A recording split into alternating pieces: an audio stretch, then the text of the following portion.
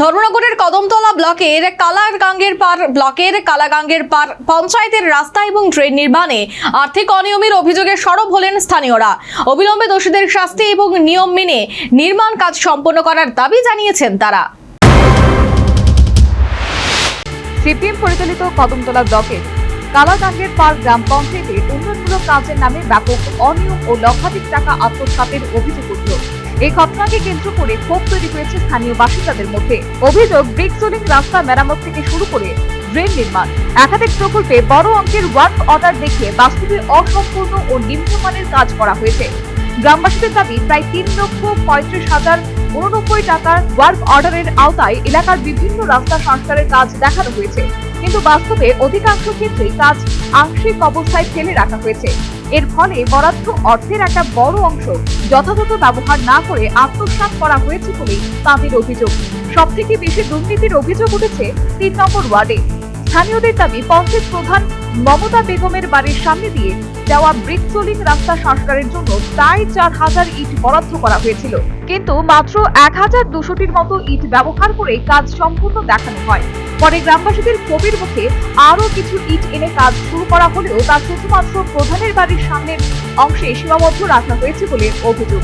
একইভাবে 6 নম্বর ওয়ার্ডের রানীবাড়ি রোড থেকে আজির উদ্দিনের বাড়ি পর্যন্ত প্রায় 200 মিটার রাস্তা সংস্কারের কাজ এখনো অসম্পূর্ণ অবস্থায় পড়ে রয়েছে। আর 5 নম্বর ওয়ার্ডে কালাগাঙ্গের পার এইচএস স্কুল থেকে মইনুল হকের বাড়ি পর্যন্ত প্রায় 300 মিটার রাস্তার কাজ সম্পূর্ণ না করে বরাদ্দ অর্থের ব্যয়ের হিসেব দেখানো হয়েছে বলে স্থানীয় বাসিন্দাদের অভিযোগ। এমনকি শুধু রাস্তার কাজ নয়, এই গ্রাম পঞ্চায়েতের বিভিন্ন জায়গায় ড্রেন নির্মাণের কাজেও চরম অনিয়ম এবং নিম্নমানের কাজের অভিযোগ সামনে এসেছে। বিক্ষুব্ধ গ্রামবাসীদের দাবি, উন্নয়নের নামে একের পর এক বড় অঙ্কের ওয়ার্ক অর্ডার তৈরি করে লক্ষ লক্ষ টাকা লুটপাট করা হচ্ছে। বিষয়টি একাধিকবার ব্লক প্রশাসনের নজরে আনা হলেও এখনো পর্যন্ত কোনো কার্যকরী পদক্ষেপ গ্রহণ করা হয়নি। এই প্রসঙ্গে কোনো প্রতিক্রিয়া পাওয়া যায়নি তাদের, ফলে ক্ষোভ ও অসন্তোষ ক্রমশ বাড়ছে এলাকায়। এই অবস্থায় মুখ্যমন্ত্রীর কাছে সমস্যা সমাধানের আবেদন জানিয়েছেন স্থানীয় এক বাসিন্দা। গ্রাম পঞ্চায়েতের 3 নম্বর ওয়ার্ড, এই ওয়ার্ডে এই কালাঙ্গেরপাড় গ্রাম পঞ্চায়েতের একটা ওয়ার্ক অর্ডার করা হয়েছিল যে ব্রিক সোলিং মেরামতের নিয়ে, সোলিং রাস্তা রিপেয়ারিংয়ের নিয়ে একটা ওয়ার্ক অর্ডার করা হয়েছিল। তাছাড়া এই ওয়ার্ক অর্ডারের ভিত্তিতে 3 নম্বর ওয়ার্ডে 73,871 টাকার একটা ওয়ার্ক অর্ডার হয়। তার মাধ্যমে এই রাস্তার রিপেয়ারিংয়ের কাজ শুরু হয়।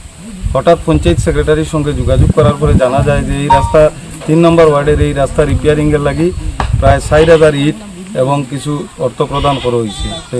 এরপরে এটা তদন্ত করিয়া খোঁজখবর নিয়ে দেখা গেছে যে এখানে 1,200 সামথিং ইট পালাইয়া এখানের কাজ স্থগিত রাখা হয়ে গেছে। পরে ওই ব্লকের ইঞ্জিনিয়ার সাহেব আধিকারিকের সঙ্গে যোগাযোগ করা হয়েছে গতকালকে, তাই নাইয়া বিষয়টা দেখছেন, দেখিয়া তদন্ত করিয়া গেছেন। তদন্ত করিয়া দেওয়ার পরে আজকে আপনার মাধ্যমে গোটা রাজ্যের মানুষের এবং মাননীয় মুখ্যমন্ত্রী সাহেবের দ্বারস্থ হইতেছি এবং সুষ্ঠু তদন্তর দাবি জানানোর কালাগাঙ্গের পার সাধারণ মানুষের পক্ষ থেকে। রাজ্য জুড়ে উন্নয়নের চেষ্টা করছে মুখ্যমন্ত্রী ডক্টর মানিক সাহার নেতৃত্বাধীন সরকার, কিন্তু কিছু জনপ্রতিনিধি ও প্রশাসনিক আধিকারিকদের কারণে তা অনেক ক্ষেত্রে ব্যাহত হচ্ছে বলে অভিযোগ।